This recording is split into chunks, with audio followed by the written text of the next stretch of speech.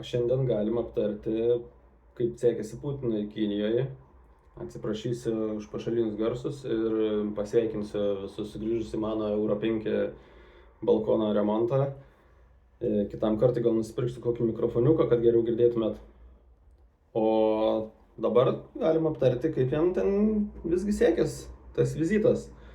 Nes šiaip pilnumoje per televiziją, ką mes pamatėm, tai pamatėm, kad jį ten daugiau mažiau gražiai sutiko, parodė didžiulį paveikslą jų draugystės, gal netgi vis pilnumoje galim sakyti, kad biškai gražiau viskas atrodė negu Trumpas tikimas. Tai jie ten kažkokių sutartėlių pasirašė tarpusavio bendradarbiavimo, prekybos, neprekybos.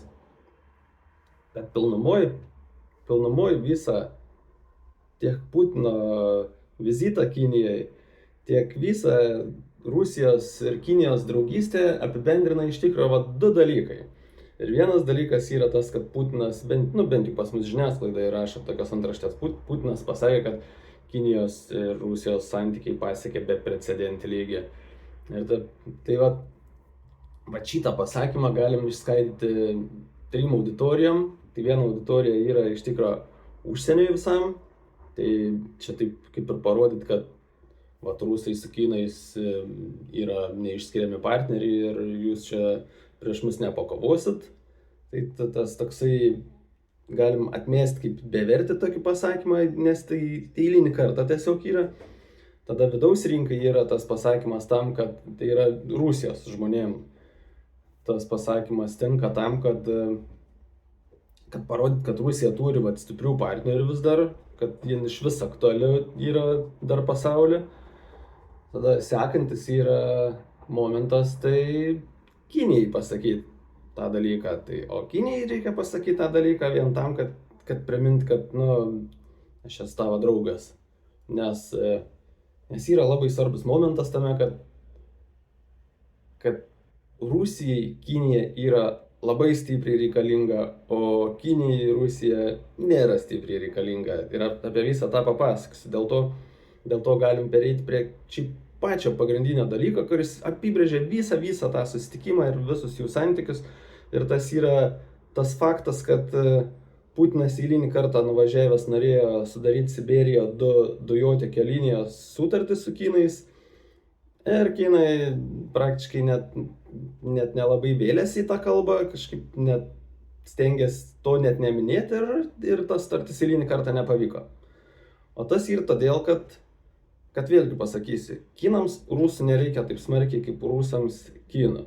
Ir čia galim grįžti į tą momentą, kad seniau Rusija buvo ta šalis, nuo kurios priklausydavo daug kitų šalių, kas yra kalbama apie ekonomiką ir prekybą. O dabar Rusija pasidarė ta šalis, kuri priklauso labai stipriai nuo kitos vienos šalies, ir ta viena šalis yra Kinija. Nes ypatingai jeigu grįžtumėm dar prieš karą, ant kiek Europa priklausė nuo Rusijos dujų ir nuo Rusijos naftos eksporto, ir kaip prasidėjus karui ir kai Europa pradėjo sankcijas įvedinėti Rusijai, tai buvo tas toks metų laikotarpis geras, kai Europai buvo gan sunku adaptuotis, todėl pas mus buvo ir kuro kainos sukilusios ir viskas, bet po to po truputį viskas adaptavos. Ir Europa pagrindė dingo iš tos Rusijos rinkos. Dabar yra dar kelios šalis yra likusios, kurios ten turi tas sutartis su Rusija, kurios turi baiginėtis jie bent jau žada iki 27, tarkim, kažkur metų galo. Ir tikėkime, ten kokie nors vengrai, slovakai kažkaip bus prikalbinti kaip nors po truputį irgi išeiti iš tos rinkos.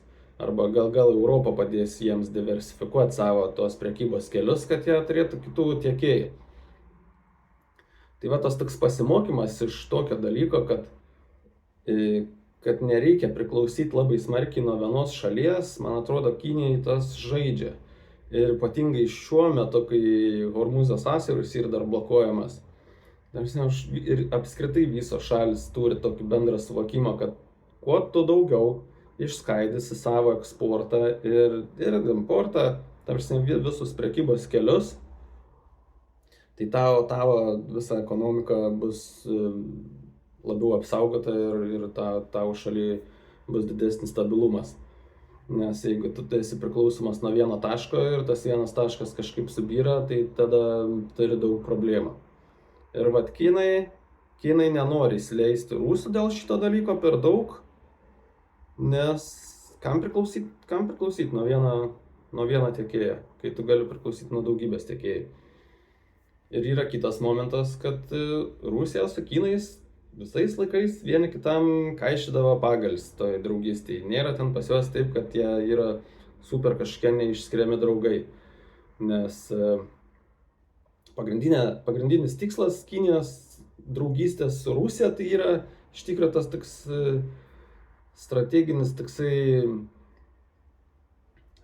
žaidimas prieš vakarus, prieš vakarų valstybės, nes tiek, tarkim, Rusija, tiek Iranas, Kinijai yra tokios kaip buferinės šalis prieš vakarus, tai vat, kol vakarai, tarkim, neįveiks kažkaip prekybiškai, strategiškai, diplomatiškai Rusijos ir Irano, tai iki Kinijos dasikast, taip sakant, yra gan sunku ir juos irgi nugesinti ir, tarkim, priversti juos keisti kažkokius prekybos įstatymus, ar tai žmonių teisų įstatymus, ar gamtos apsaugos įstatymus, ar dar kažką. Apskritai kažką priversti Kiniją daryti ir su jais kovoti. Bet kokiu frontu yra sunku, kol neprisikasi iki jų per tas šalis, buferinės Kinijos šalis. Tai vat Kinijai Rusija tuom yra šiaip svarbi. O kad palyginti apskritai, ant kiek, pavyzdžiui, Rusija yra priklausoma nuo Kinijos ir Kinija nuo Rusijos, tai yra tokie paprasti skaičiai. Tai vat, kai prasidėjo karas, prieš karą Ukrainoje Rusija turėjo daug vietų, kur eksportuoti savo visokią produkciją, skaitant, kas labiausiai girdima visada yra, tai ten nafta ir dujos. Tai į Kiniją prieš karą Rusai eksportuodavo tik savo, jeigu apimt visiškai visą eksportą visų produktų, ir čia ir maistas, ir visokios prekės, ir nafta, ir visiškai visą eksportą, jie tik 15% kažkur savo visos produkcijos eksportuodavo į Kiniją. O va dabar, kai jau karas prasidėjęs ir jau eina 5 metai, tai Rusija apie 45% visko savo, ką parduoda tik Kinijai. Tai įsivaizduok priklausomumą visą. Tai ta prasme, tai čia yra žiauriai didelis priklausomumas nuo vienos šalies. O importuoja, ta prasme, iš Kinijos apie 27% visko. Tai irgi yra labai didelis dalykas. O tuo tarpu Kinai iš Rusų ir tiek importuoja, tiek eksportuoja, ten, taip apie 3-4 iki 5% visko savo. Tai čia yra labai didžiuliai skirtumai tokie, kur vat kiek Kinai priklauso nuo Rusijos ir kiek Rusija priklauso nuo Kinijos, tai yra baisus skirtumas. Ir todėl tiem Kinam tas Siberijos dujotiekis nėra toks reikalingas. Nes, pavyzdžiui, jeigu kalbant grinai apie dujas arba naftą, tai dabar nesumeluosiu, Rusai eksportuoja visos savo naftos, jeigu neklystu, apie 20% į Kiniją, o dujų 33% ar 35%. Tai va, iš tikrųjų pamelavau. Naftos eksportuoja Rusai apie 45%, taip, apie pusę savo naftos eksportuoja, o dujų 35%. Bet tuo tarpu Kinam, kiek Kinams reikia rusiško produkto apskritai, kad jie išgyventų. Nes Kinai turi dar biškį savo naftos ir turi savo dujų, ir jie dar iš kitur importuoja, tai viso to produktų kiekio, kiek jiems reikia iš Kinijos naftos ir dujų, yra iš tikrųjų abiejų yra po 14%. Tik 14%. Tuo tarpu, kai Rusija eksportuoja apie 45% savo naftos į Kiniją vieną, ir tai yra didelė priklausomybė, o Kinams tik 14% naftos sudaro visos jų suvartojamos naftos tik rusiška nafta. Tai yra toksai palyginti ir tai yra tokia priklausomybė, tas skirtumas. Dėl to per tuos visus susitikimus dar iki karo, tarkim, mes matydavom, kaip visi sovietiniai ten vadovai, buvusių sovietinių šalių vadovai ir tas pats Kinijos Ksi pas Putiną atvažiuodavo. Putinas vaidindavo kažkokį ten, jis vis tiek jausdavos tiksai didesnis verchas toj visoj teritorijai. Ir prieš Europą galėjo pasirodyti ir prieš visus, nes jis turėjo tą geopolitinę tokią galią ir įtaką. Ir jie iš tikrųjų, tas teikingiausia, kad jis ją būtų išlaikęs, jeigu ne paprasčiausias karas. O dabar visi atvažiuoja pas Ksi.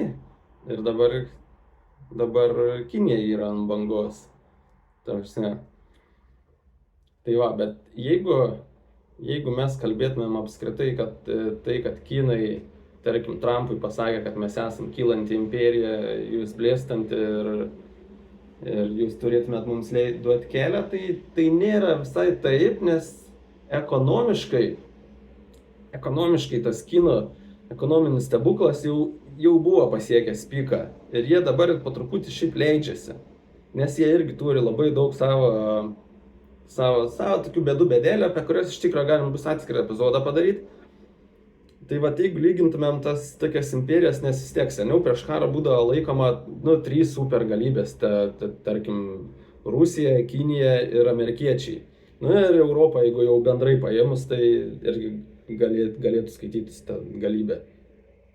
Tai va, Ruskelio ta galybė priblėso dėl karo Ukrainai, amerikiečių galybė priblėso dėl karo Irane ir dėl to, kad jie šiaip susipyko su visais savo partneriais Europoje ir panašiai. Ir toliau pykstasi.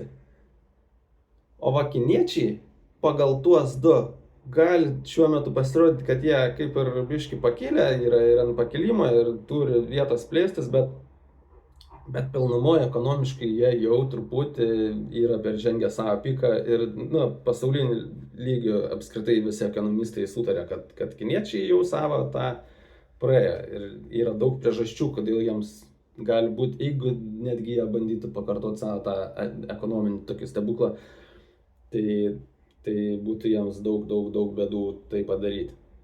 O rusai su kinais, pavyzdžiui, šiom dienom turi tokių visokių sutartėlių, ten jie turi tą bevizį režimą, kad žmogeliai gali laisvai keliauti vieni kitų šalis.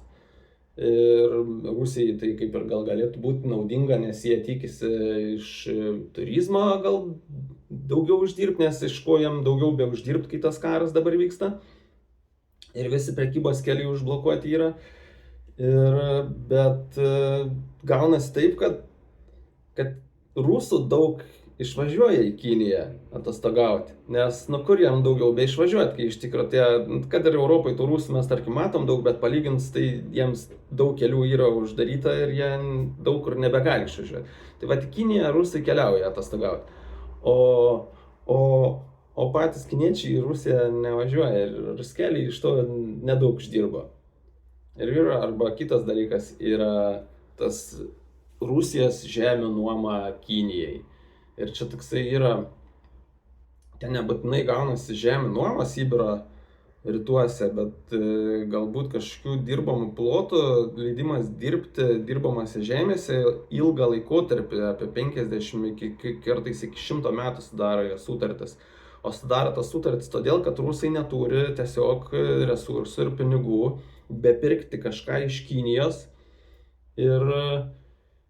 Nes iš Kinų jie irgi žiauriai daug perka, jie kaip ir minėjau, visko į Rusai importuoja iš Kinijos apie 50% visko, ko jiems reikia. Čia absoliučiai visas prekes apėmus, nuo padangų iki maisto, ten kažkokių galbūt medicinos produktų ir ypatingai karo pramonė, elektronika ir taip toliau.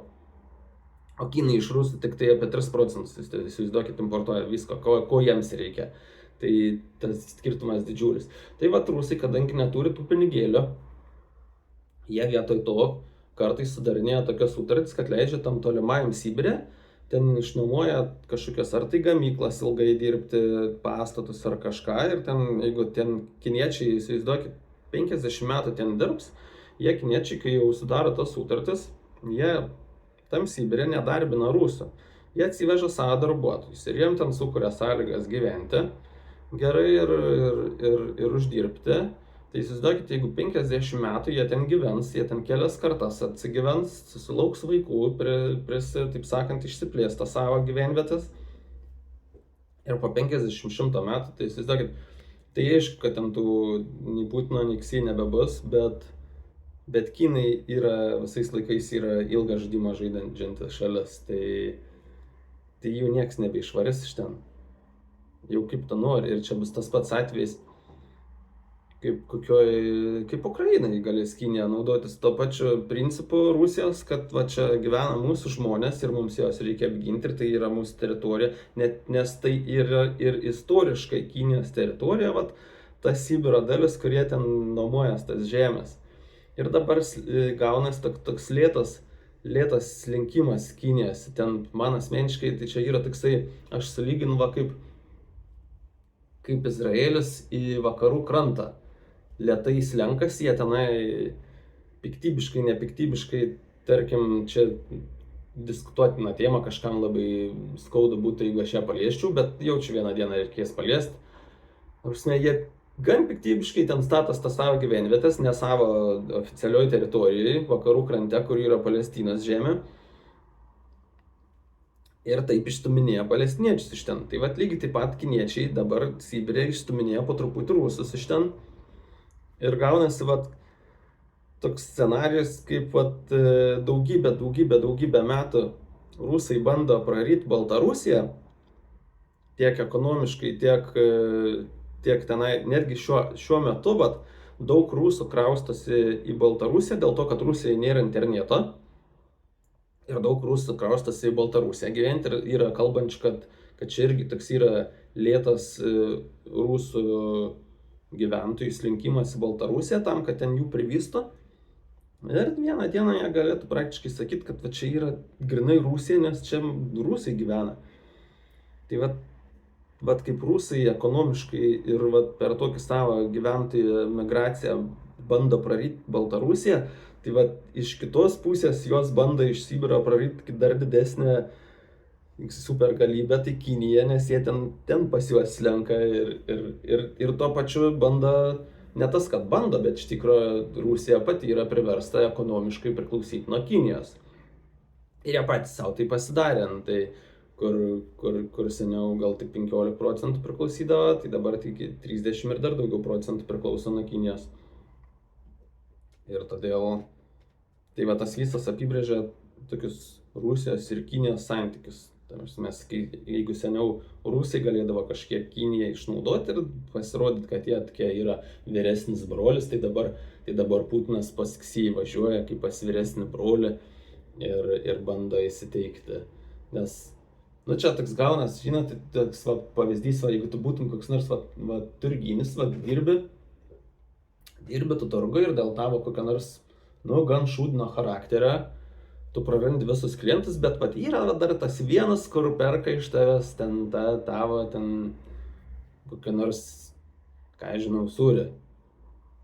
Bet kadangi jam kaip ir nesvarbu iš kur pirkti, tai tu net pats pasinuvažiuoji, to sūriuko nuveži ten pas jį ir visada sakai, primeni, kokie mes geri draugai, mūsų draugystė pasiekė precedento neturinti lygį. Nors jam tai kaip ir nėra skirtumo iš kur pirkti, bet Kinijai, kaip ir minėjau, yra vienintelis toksai stiprus ryšys su Kinija, kad tai yra strateginis partneris prieš vakarus. Ir, prieš vakarų visą ideologiją ir vakarietišką pasaulio būdą. Ir prieš amerikiečius. Kinam vis tiek irgi yra Europa, tai Kinam yra tokia žaidimų žemė. Ir jie į Europą nori vis tiek labai įlysti su savo prekyba. Ir apie Europos prekybą iš tikrųjų yra dar toks vienas senas kivirčas, toksai net ne kivirčas, bet toksai pasibadimas tarp Kinijos ir Rusijos. Tai senais laikais iš Kinijos į Europą būdavo pagrindė vienas toks pagrindinis prekybinis kelias ir tai būdavo iš tolimojo, tarkim, Sibiro pusės geležinkeliais. Kinija galėdavo eksportuoti savo prekes į Europą per Rusiją ir Rusija, aišku, iš to uždirbdavo, kad per juos ten veža tas prekes. Ir kai kinai sugalvojo, jau čia ne taip per seniausiai palyginus, pradėti savo juostą ir kelias iniciatyvą, tai Belt and Road, tai jie turėjo tikslą naujus geležinkelius tiesti per Vidurio Azijos šalis, tiesiog daugiau kelių pasidaryti Europą, kad didesnė ta prekyba galėtų vykti, nes tas Rusijos tie geležinkeliai yra tokie seni ir lėti, kad ten viskas negali tiesiog prekyba plėstis tuo keliu, o Kinija nori plėsti prekybą. Tai va per Vidurio Azijos šalis, per visokį Kazakstaną, Tadžikistaną, Uzbekistaną tenai, jie norėjo tos geležinkelius plėsti ir dabar ir kitas žemesnis šiek tiek labai svarbus kelias jame eina per Iraną, kur dabar irgi visas tas Irano karo sumišimas truputį trukdo jiems prekiauti su Europą. Bet mums svarbu yra Vidurio Azijos šalis. Tai vat, žodžiu, Rusija, kadangi turėdavo nuo senų laikų daug įtakos ir iki dabar dar turi tose posovietinėse šalise, kaip ir pas mus, tarkim, Lietuvoje, vis dar iki šiol galim sakyti, kad rusai turi kažkokios ten tos įtakas, jie vis tiek prilenda prie tų mūsų politikų, net gal mes dabar negalim įrodyti tų dalykų, bet praktiškai ant kaktos parašyta, kad kažkuriems iš mūsų dabartinių politikų kažkas ten yra kažkokie santykiai su rusais. Ta prasme, kad rusai visais laikais įtakodavo kitų šalių sprendimų priėmimus per politiką, per kažkokius savo asmenis, gal per papirkinėjimą kažkokį. Tai va, tose Vidurio Azijos šalyse rusai per savo žmonės, kurios irgi galbūt papirkę buvo, arba kažkaip kitaip ten juos įstatė į tos politinius postus, visada stengiasi sabotažinti bet kokius įstatymus, trukdyti priėmimus tam, kad būtų, tarkim, tiesiamas kažkoks geležinkelis arba būtų priimta kažkokia prekybos sutartis su Kinija. Ir Rusijai tai apsimokėdavo, nes tokiu atveju Kinija vis labiau būdavo priklausoma nuo Rusijos. Ir Rusija už to uždirbdavo ir Kinijos galia, jeigu nekyla, tai tada Rusijos galia turi daugiau kilti. O dabar yra atvirkščiai, kadangi karas vyksta ir Rusija yra labai susilpnėjus, tai Kinai gauna daug daugiau galios tose Vidurio Azijos šalyse, jie daug didesnis ir prekybos bendradarbiavimas yra ir visoks, bet koks strateginis bendradarbiavimas, tiesiog geriau bendradarbiauja Vidurio Azijos šalis su Kinija negu su Rusija. Nuo Rusijos visi nori atsiskirti po truputį, taip net tas pats Kazakstanas daug sutarčių planuoja su Europą prekybos ir su Kinais, o nuo Rusų nori su laiku daug dalykų atsiskirti ir savo visokio importo diversifikuoti, kaip sakau. Nes ir taip iš tikrųjų, aš įsivaizduoju, kad mes ir liksim prie to modelio pasaulio, kad visas šalis po visų šitų krizių, po karo, kas tikėkimės ateis pabaiga kuo greičiau, po visų šitų krizių nebenorės per daug priklausyti nuo vienos šalies ir visas savo tas prekybos, pardavimo, pirkimo, tuos visus kelius išskaidys kuo plačiau, kad nieks negalėtų niekam daug įtakos daryti. O tai va, Kinai prisimena tokius dalykus, kad vis dėlto rusai visada jiems trukdė plėstis, tai ir dabar toks vyksta atgalinis kerštas, kur Kinai gali naudotis rusais ir įtakoti jų dalykus, nes Kinams Rusijos karas yra žiauriai apsimoka, nes kuo rusai ilgiau kariauja, tuo Kinai gali viską pigiau iš rusų pirkti. Nes Kinai žino, kad rusai priklauso nuo Kinijos, jie visada gali išsireikalauti kuo geresnės nuolaidas savo, ką nors pirkti iš rusų, o ruskeliams Kinai parduoda visada viską brangiau. Ir yra kitas momentas, kad kadangi Rusijos rublis kaip ir niekam nereikalingas, tai Kinai, kad ir ką pirktų iš rusų, visada susimoka juaniais, tai yra savo pinigais. O kai ruskeliai nori ką nors parduoti kinams, tai kinai, taip, tą patį pasakiau iš tikrųjų, kai kinai nori ką nors iš rusų nusipirkti, jie irgi sumoka juaniais. Ir gaunasi taip, kad rusai, tarkim, kinai ką nors perka iš rusų, jie sumoka savo juaniais, tada rusam ką nors reikia, ir tada jie perka iš kinų, susimoka kiniškais tais pačiais juaniais kinam, ir aplink va taip juda kiniški pinigai, o rusų pinigėliai lieka pas juos rinkoje ir ta prasme, tas rublis nei kiek nei stiprėja, nei kažkiek padeda jų ekonomikai, o kinam neapsimoka rublių priimti, nes tas yra toksai silpnas pinigas pasaulyje, jo nei kažkur iškeisi, nei kažkur su juo kažko nusipirksi, nes nieks jo mažai kas bepriema Rusijos rublius, jiems nereikalingas toks dalykas. Ir kitas dar momentas yra, kad rusai pirkdami iš kinų ką nors naudoja savo jau aukso strateginės atsargas, kas valstybei šiaip yra nelabai geras dalykas, dar nedaug jie išnaudoja jų, bet jau naudoja. Tai va taip ir silpnėja ta Rusija pastoviai ir kinams tai apsimoka. Kuo rusai ilgiau kariaus, tuo kinai ilgiau galės iš rusų pirkti daug visko pigiai ir iš to išlošti. O tas momentas, kur Putinas atvažiuoja ir prašo sudaryti sutartį dėl Sibirija 2 dujotekio, tai kinam neapsimoka, nes jeigu rusai pradės eksportuoti daugiau viską iš Kinijos, tai jie turės biškį daugiau ir to žodžio kainų reguliavime. Tai va, neapsimoka kinam toks dalykas.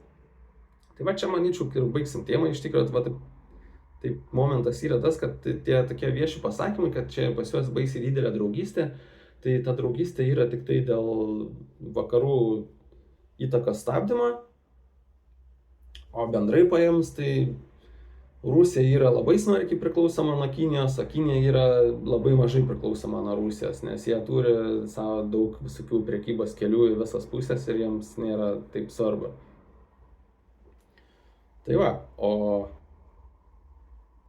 o jeigu dar truputį paminėti ir užmesti kabliuką į priekį dėl Sibirija 2 dujotekio, tai iš tikrųjų čia man yra toks momentas, kur man tas labai daug parodo, kad kinai nepuls Taivaną artimiausiu metu. Bet čia palieku kabliuką, galite patys pagalvoti kodėl.